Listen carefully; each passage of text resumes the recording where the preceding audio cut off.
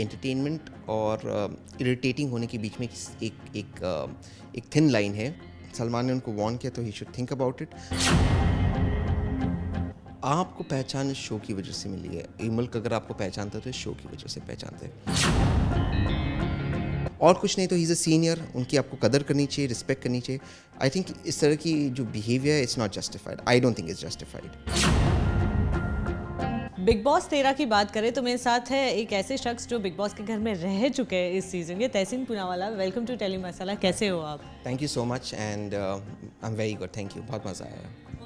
Big boss अभी आप देख रहे हो, कैसा लग रहा है आपको सीजन? मैं उसे टीवी पर इतना नहीं फॉलो कर रहा हूँ जितना मैं सोशल मीडिया पर ज़्यादा फॉलो कर रहा हूँ और अच्छा लग रहा है। और मैं बहुत खुश हूँ कि नंबर 1 शो है।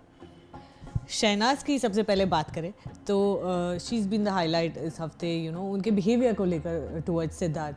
आपको कैसा लगता है? You been in the house, you know her, now you are watching her on screen. कैसा लगता है आपको उनका ये बिहेवियर? किस तरह कुछ कहना चाहिए? नहीं, मैंने ये वीक मैंने इससे ज़्यादा फॉलो नहीं किया, लेकिन मैंने इसके बारे में पढ़ा। बस मैं यही एडवाइस देना चाहूँगा कि एंटरटेनमेंट और इरिटेटिंग होने के बीच में एक थिन लाइन है। उस लाइन को क्रॉस नहीं करना चाहिए। देखिए, जो बड़े बड़े स्टार्स है वे इसलिए स्टार्स है क्योंकि वो एंटरटेनमेंट की बाउंड्रीज़ को पुश करते हैं।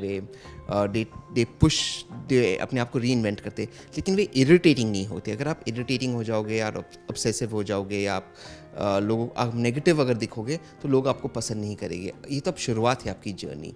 और बड़े बड़े स्टार्स जो इतने साल टिके वो इस तरह की जो बिहेवियर है वो नहीं करते। तो आपको उसमें उस सीमा के अंदर आपको रहना चाहिए। स्पेशली सलमान को घर के अंदर आना पड़ा, उनको समझाने के लिए। तब भी she was very rigid and वो अपना ओपिनियन वो वगैरह सिद्धार्थ से बात कर रही थी। उन्हें लगा कि इंसल्टेड फील हुआ उन्हें सलमान के सामने। उस सीन को लेकर क्या कहना? आपको पहचान इस शो की वजह से मिली है। ये मुल्क अगर आपको पहचानता है तो इस शो की वजह से पहचानते हैं। सलमान आज इतने साल से इतने बड़े स्टार है, इतने बड़े स्टार है, is a mega star.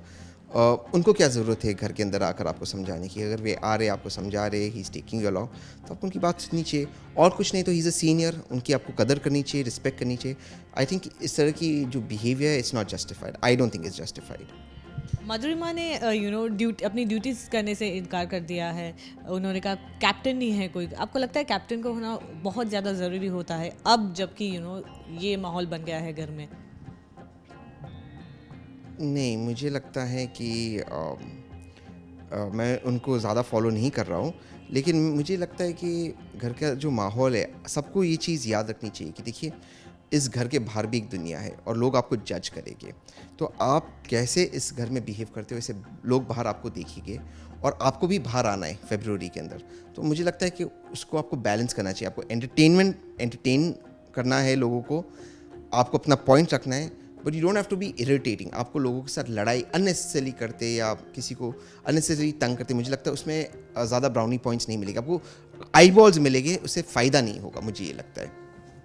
Siddharth की बात करें, उनकी जो दोस्ती थी शहनाज के साथ, अब वो उनका इक्वेशन एकदम ही बदल गया है। जबकि सलमान को वार्न करना पड़ रहा है सिद्धार्थ को कि she is following in love with you, so you be careful now. उनका पर्सनल मामला है, अगर जो उन्हें ठीक लगता है वे करे। बट हाँ, अगर सलमान ने उनको वार्न किया तो he should think about it. But वो उनकी पर्सनल लाइफ है, उस पर मैं क्या टिप्पणी करूँ? पर्सनल लाइफ पर मैं कोई टिप्पणी नहीं करूँगा। मैं नहीं जानता हूँ कि वो how will he react to this, but if he is not comfortable, अगर उसे लगता है कि ठीक है तो he should go ahead and be happy with it. जो भी करे ही शुड बी हैप्पी और he should be clear and the other person should be clear. किसी को आप हैंगिंग मत रखो, ये मैं सोचता हूँ। किसी को आप टंगा कर मत रखो, डोंट कीप समबडी हैंगिंग। आप क्लियर हो आप क्या करना चाहते हो। I think that's important. अभी कौन लगता है जो वीक पड़ गया है घर में? विशाल एंड मधुरिमा ये वीक है, बस वो वीक लगते हैं। आई डोंट थिंक वे बहुत स्ट्रॉन्ग कंटेस्टेंट्स है, बट बाकी सारे लोग बहुत ही स्ट्रॉन्ग है। टॉप 3 की बात करें, आपके हिसाब से आप किसे देखना चाहोगे टॉप 3 में? सिद्धार्थ, रश्मि एंड पारस, इन तीनों को बहुत ही अच्छा, बहुत ही उम्दा खेल रहे हैं। लगता है आसिम और सिद्धार्थ की जो दोस्ती थी वो काइंड ऑफ अभी कभी एक नहीं हो पाएंगे। उनकी इक्वेशन को लेकर कुछ कहना चाहोगे? उनके ऐसे कुछ फैंस हैं जो चाहते हैं कि वो एक हो जाए, मतलब दोस्ती उनकी फिर से, जय वीरू मानते थे उनको, चाहते हैं कि वो एक हो जाए। कुछ फैंस हैं जो बिल्कुल भी नहीं चाहते एक हो। आपके हिसाब से उन दोनों के बीच what do you think went wrong?